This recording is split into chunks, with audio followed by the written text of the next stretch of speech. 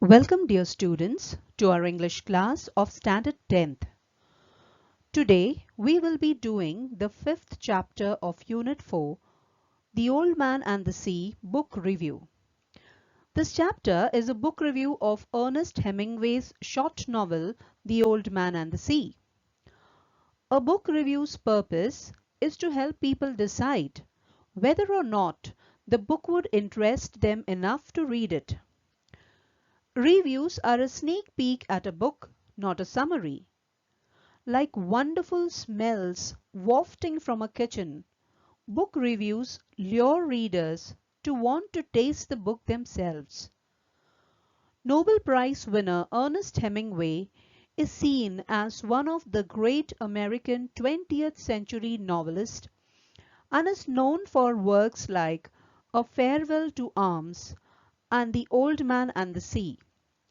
Hemingway left behind an impressive body of work and an iconic style that still influences writers today.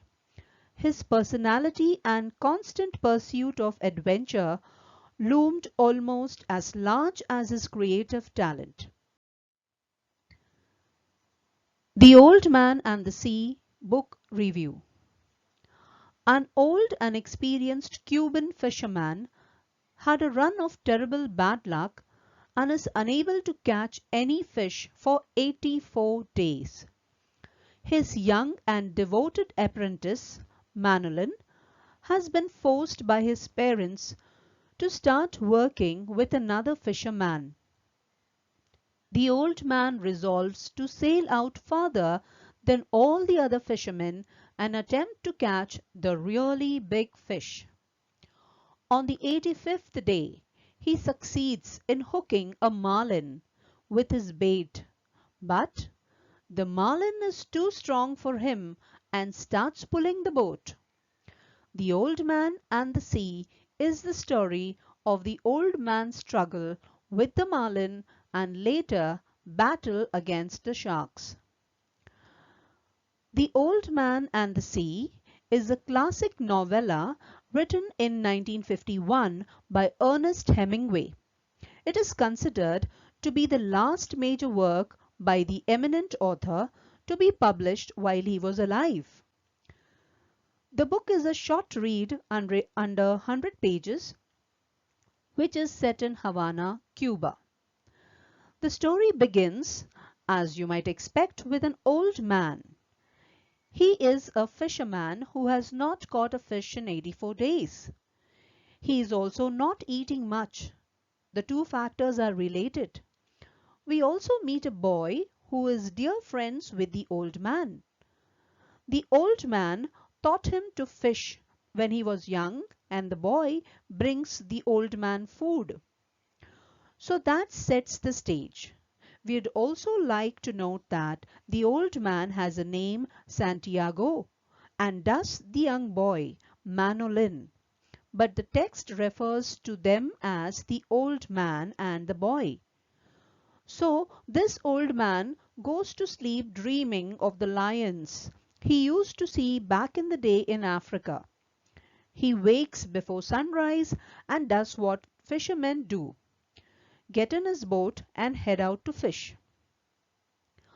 Not too long after that, the old man hooks a really ridiculously big fish, a marlin to be more exact.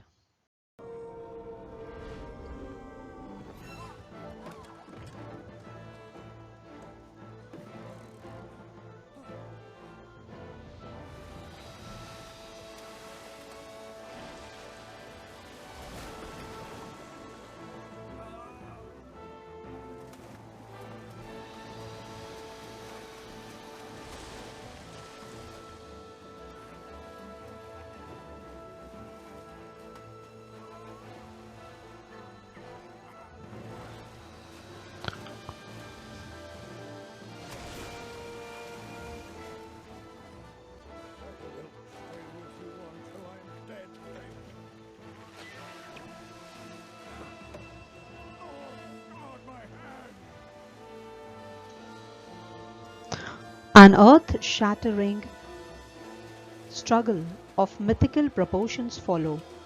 Most of the novel consists of this struggle, which lasts for over 3 days.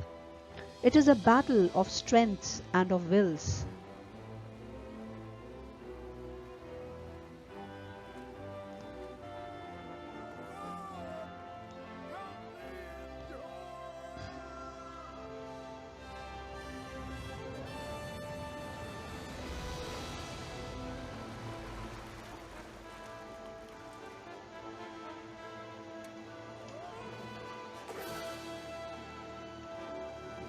The old man sees the fish as his brother, not his enemy, yet he never wavers in his resolution to kill the thing, which ultimately he does. But this is no happy ending, it is just a happy midpoint, followed by an extraordinarily sad thing. The old man straps the fish to the side of the boat and heads home. I wish the boy was here. He will be proud of me.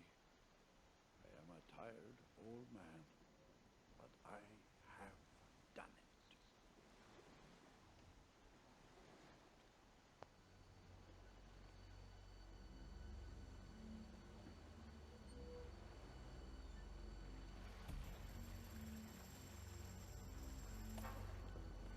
It was too good to last. Sharks.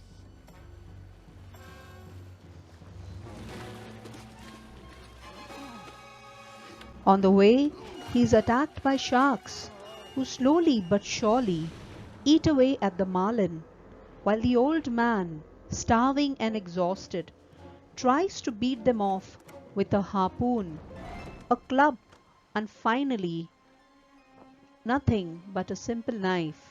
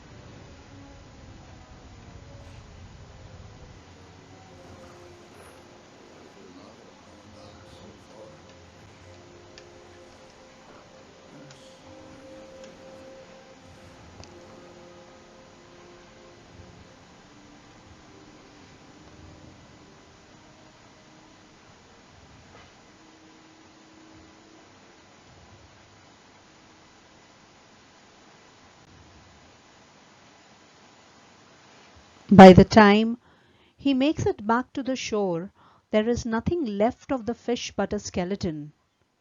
The old man goes to sleep and dreams of the same lions of his youth.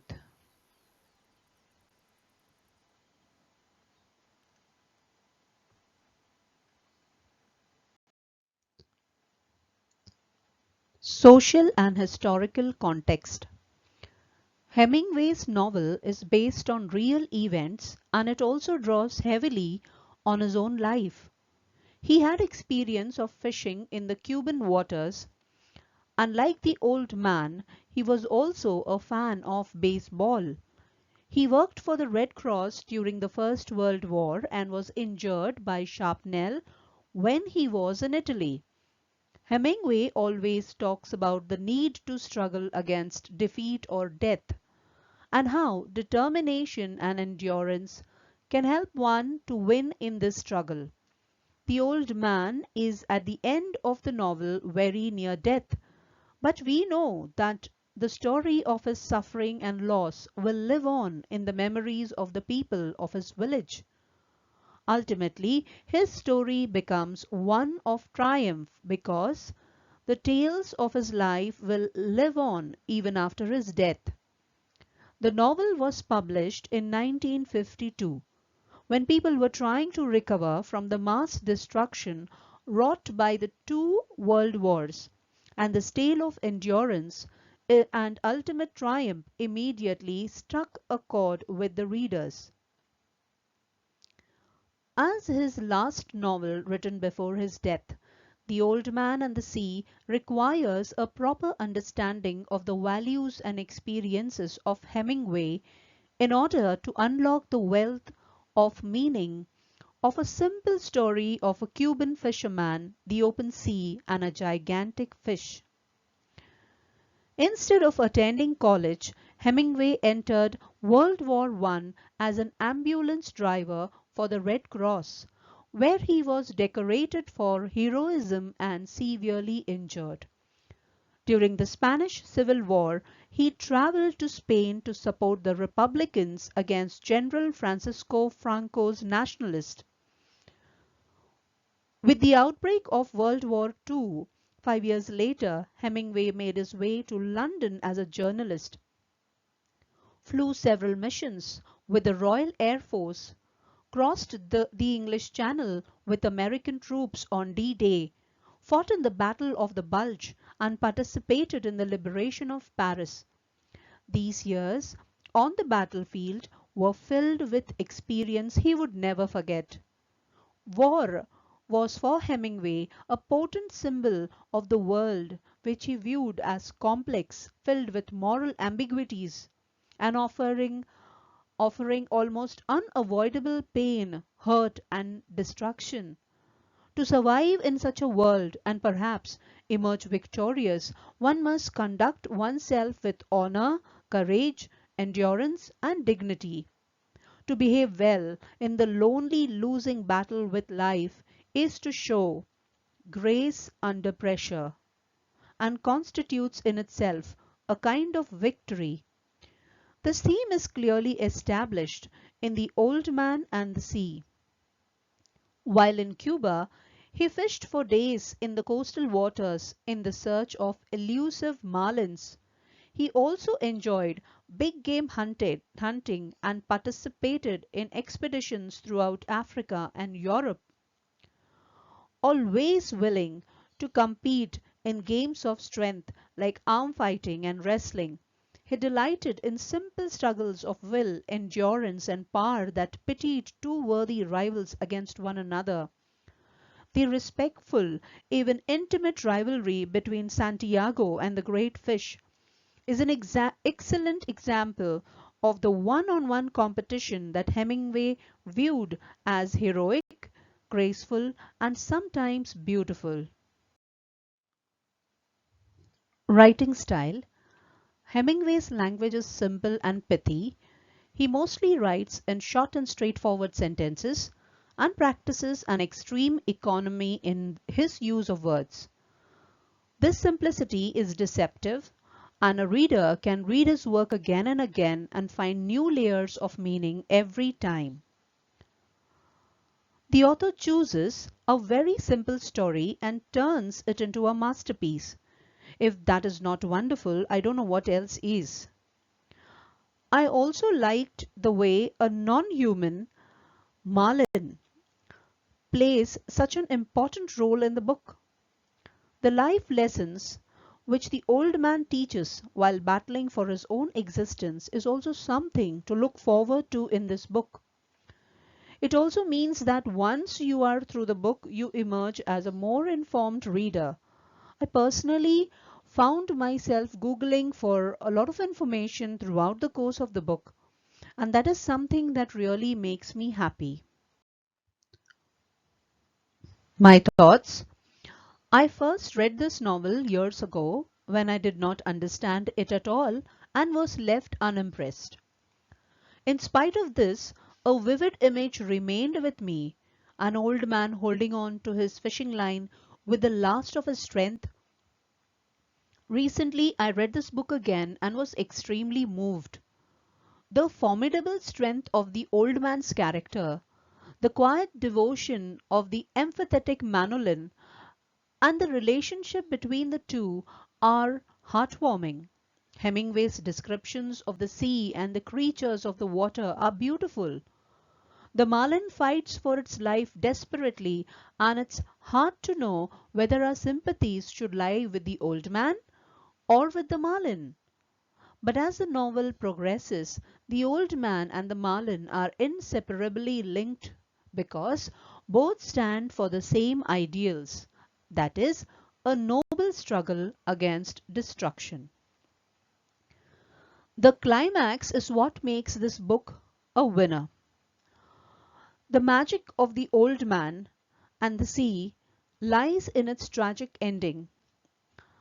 That is what elevates the book to its classic status.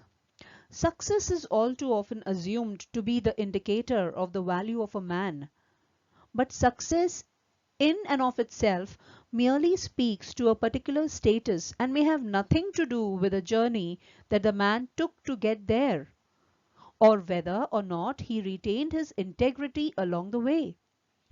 Among the many aspects of the story, it is the idea of redefining success and victory that makes The Old Man and the Sea, Ernest Hemingway's classic novella, so profound. Yes, a simple story on the surface, but also a tale with such deeper message and a relevance that transcends time and place. It speaks of the universal truths of a man's existence within this world, where pride, respect, tenacity, and dreams fuel a man in his quest to thrive in the face of struggle. It is a story about the indomitable spirit of a man, Santiago, who stands as a symbol of an attitude towards life, and his fight with the mighty Marlin offers numerous lessons to all men. So dear students, that's all for this class. Thank you.